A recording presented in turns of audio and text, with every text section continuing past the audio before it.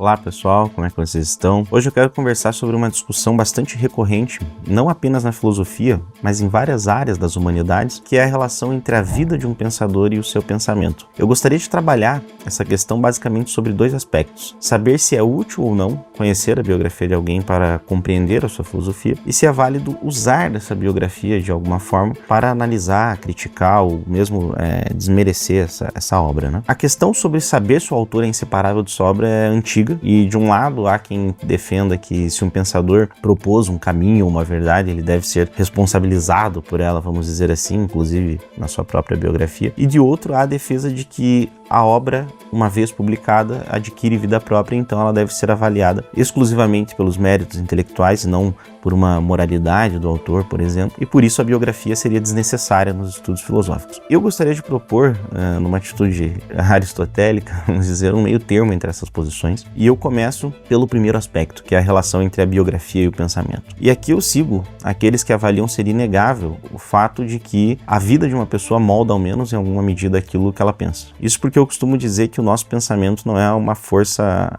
abstrata que vem, surge no vácuo, então ele é construído a partir da nossa experiência durante a nossa própria vida. Então, o lugar que você nasceu, se a sua família era religiosa ou não, se ela era rica ou não, se ela era austera ou mais liberal, se você passou por grandes sofrimentos ou alegrias, se alguém da sua família faleceu muito cedo, etc. Tudo isso contribui para o seu mundo pessoal, me valendo aqui das palavras do filósofo Julián Marías, que eu admiro muito. Então, é bem provável que a filosofia de alguém seja afetada pela sua visão de mundo, que em última análise é justamente esse mundo pessoal. Nós podemos pensar aqui, por exemplo, em Santo Agostinho, um autor cuja conversão religiosa e todos os acontecimentos pessoais foram profundamente responsáveis pelo desenvolvimento da sua teoria, conforme ele próprio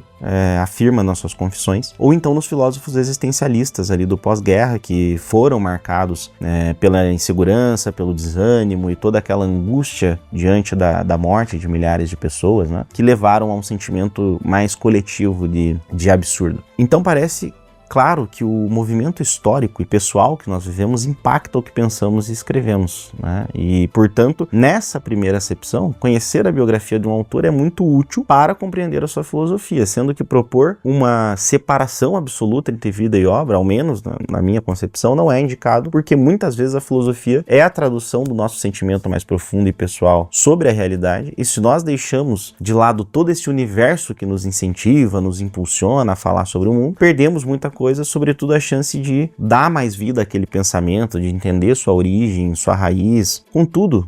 sobre um segundo aspecto, devemos ter bastante cautela agora. Nós percebemos que é bastante comum que algumas pessoas tentem desqualificar teorias filosóficas ou teçam comentários pejorativos sobre essas teorias, exclusivamente por conta dos acontecimentos pessoais, da vida do filósofo. E esse sim, meus amigos, aí eu acho que é um erro. Se de um lado nós reconhecemos que a biografia nos ajuda a compreender a origem de uma filosofia, isso não quer dizer que a teoria deve ser julgada por eventos de ordem estritamente pessoal. Isso porque a filosofia, estando certa ou errada, deve ser analisada por aquilo que chamamos de aspectos imanentes, ou seja, aspectos internos. Nós precisamos olhar para a coerência lógica, para a validade dos argumentos, para a força das teses apresentadas e aspectos do gênero,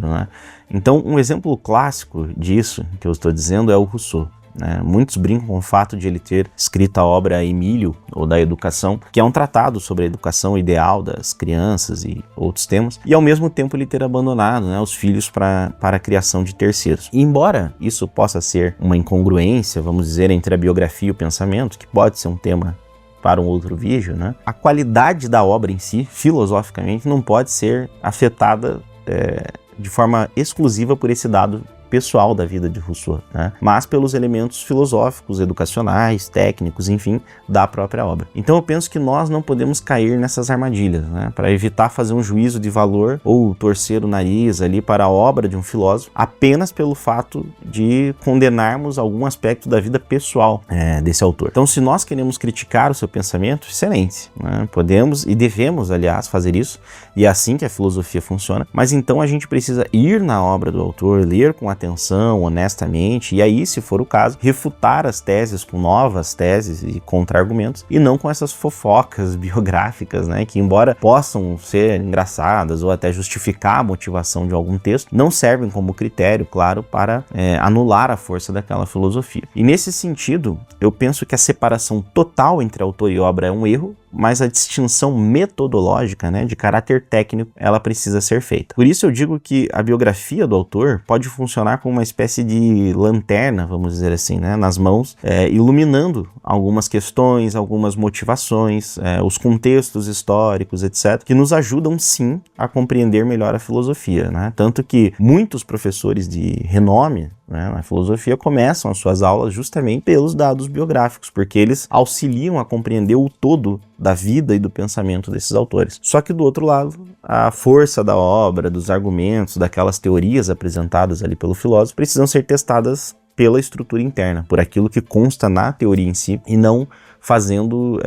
sentido julgar uma matéria de cunho intelectual apenas com base em esses elementos da vida pessoal de quem escreveu a teoria. Embora isso pareça até meio básico, né, eu afirmo categoricamente que muitas pessoas fazem isso, né, julgam um autor, um conjunto de pensamento por ele ser de esquerda, de direita, ateu, religioso e por aí vai. E isso é um erro que a gente precisa evitar. Então, o vídeo de hoje era basicamente sobre isso, né? Eu acredito que a filosofia exige essa maturidade de nós, essa capacidade de compreender o contexto da vida de alguém sem deixar que isso se torne o único critério de julgamento de todo um pensamento muito complexo, né? Enquanto a gente não for capaz de olhar para a filosofia com essa seriedade, com honestidade, clareza, com uma disposição para argumentar, nenhuma discussão vai para frente. Isso pode ser comum na internet, em ambientes familiares, informais, mas não na filosofia, né? Seria muito bom se o discurso claro e racional, com um debate civilizado, intelectual, fundamentado, voltasse a ser a regra, né? E eu acho que a gente tem que lutar em alguma medida sobre isso. Então, eu acho que esse é o posicionamento a respeito dessa questão entre a biografia e o pensamento de um autor, né? Não adotar um critério excludente de avaliar as coisas totalmente, de uma maneira totalmente separada, mas também de não evitar certas filosofias, certos textos, certas teorias, por julgar aspectos da vida pessoal daquele autor. Eu acho que essa é uma boa síntese daquilo que podemos fazer na leitura dos textos filosóficos e certamente auxilia numa compreensão muito melhor de todos os textos, de todos os autores e dessas teorias que são muitas vezes distintas entre si e que nós precisamos encará-las, tá bom? Por hoje era isso, um abraço, até a próxima.